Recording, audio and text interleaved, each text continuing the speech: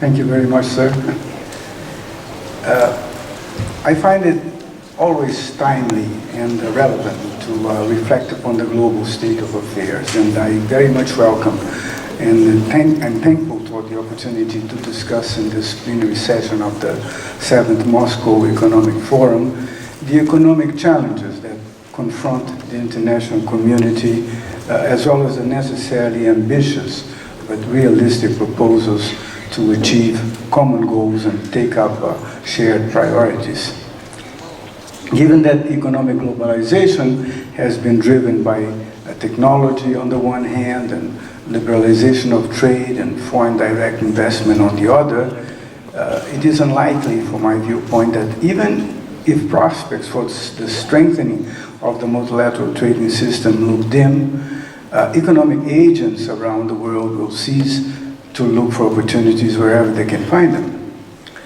Economies large and small, they all have absolute and/or comparative advantages that allow them to engage in international trade, and in so doing, to purchase the goods, the services, and the technology required to improve productivity and satisfy consumers' needs on a broad scale. Of course, the very nature of the activity has been changing over the years, and during the past 3 decades, a number of countries have globalized, quote-unquote, their trade in tasks, value-added, and intermediate goods taking place in international supply chains. However, raw materials and finished products continue to play a significant role as the main source of revenue for the economies dependent on natural resource-based goods.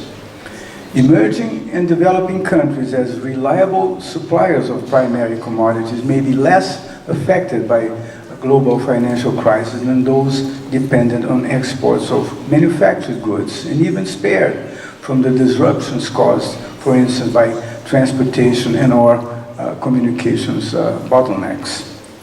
Governments are increasingly under pressure to cope with the economic and social impact of deindustrialization, an issue compounded by implications of the use of natural resources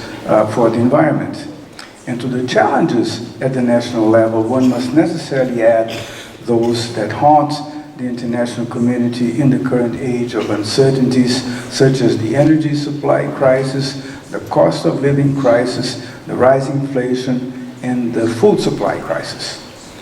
Major players can only profit from the proclivity to exercise caution in their competition for markets or other prizes, which may, as a result, exacerbate the gap between them and the less developed world. For the majority of nations, the top priority is not, or should not be, the achievement of objectives that do not contribute to the satisfactions of the needs of their populations. Rather, governments in the Southern Hemisphere are expected to make laws conducive to sustainable development, looking to balance different and often competing needs against the awareness of the environment, social, and economic limitations faced by the society. They are also expected to cooperate with their regional and global partners with a view to expanding their trade and investment flows under multilaterally agreed rules. From this perspective, it makes sense for said parties to encourage their fellow members of multilateral and plurilateral groupings to pledge, for instance, to resist protectionist pressures or abstain from unilateral actions or even unfair business practices which are bound to injure all concerned, thus thwarting any ongoing efforts to strengthen cooperation and interdependence. Better than expected, recently released economic data has raised hopes that the world economy will avoid recession this year, but risks abound. Forecast for global growth stands today at more or less 2%, but several potential scenarios could derail these forecasts, including social unrest arising from high inflation, financial contagion following the collapse in mid-March of 2 US regional banks, and turmoil at the Swiss bank giant, the emergence of a new variant of COVID-19 that is especially aggressive and escapes immunity, and extreme weather events that further fuel global inflation. Governments are often persuaded by productive sectors either to protect or subsidize an industry, thus breaking the rules and harming one or more of their partners' commercial rights or interests. For political, social, or other non-trade reasons, countries wishing to reindustrialize and cope with domestic issues such as job loss and allegedly unfair import competition are led to encourage companies that have chosen to outsource production to relocate business operations to a nearby country, often with a shared border. This process, known as nearshoring, and it ensures faster access to markets and quicker transition from manufacturers to customers. Nearshoring, friendshoring, reshoring are growing trade practices where supply chain networks are focused on countries regarded as political and economic allies. Having been adopted following strains on global supply chains caused by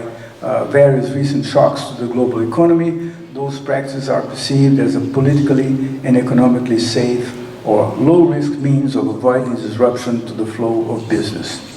At the same time, they have stoked concern about the possibility of furthering geopolitical fragmentation and the deglobalization of the world's economy, the decline of interdependence between nations, global institutions, and enterprises. In any case,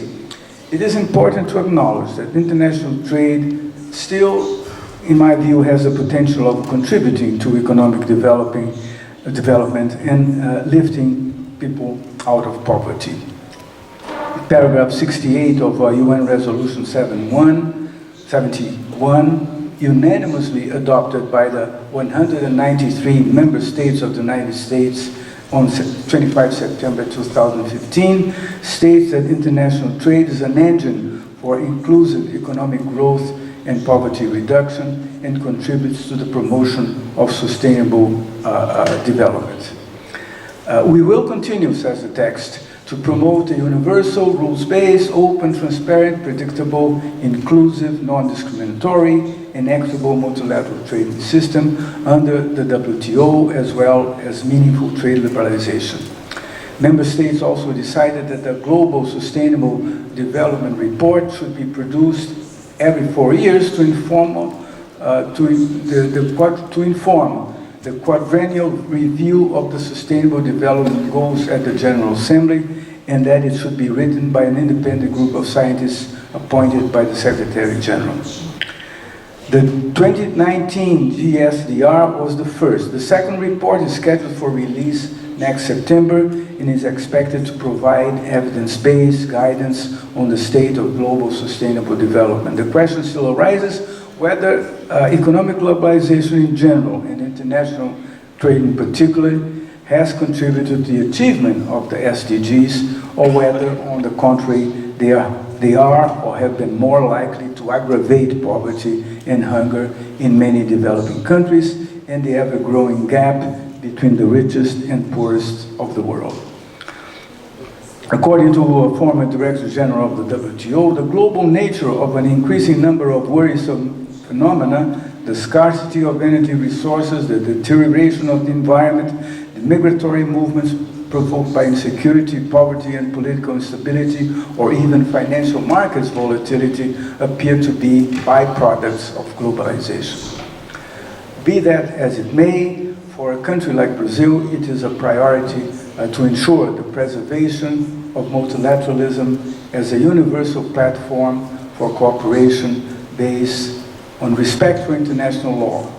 In this context, a multipolar geopolitical configuration would tend to orient the international system towards a direction more favorable to multilateralism, even though such a configuration would not be possible without a deliberate and sustained effort on the part of players with economic weight and diplomatic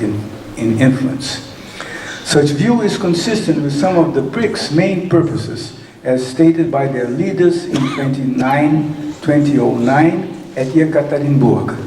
Commitment towards reforming international financial institutions, work with the international community to keep the multilateral trading system stable and improve international trade and investment environment, and achievement of the Millennium Development Goals through sustainable development, the Rio Declaration, the agenda for the 21st century and the multilateral environment agreements. To conclude, it is critically important at this point in time to renew these self-imposed responsibilities and work hard for a minimum compromise whereby economic cooperation in whatever form or formats yield positive results for all concerned. I thank you.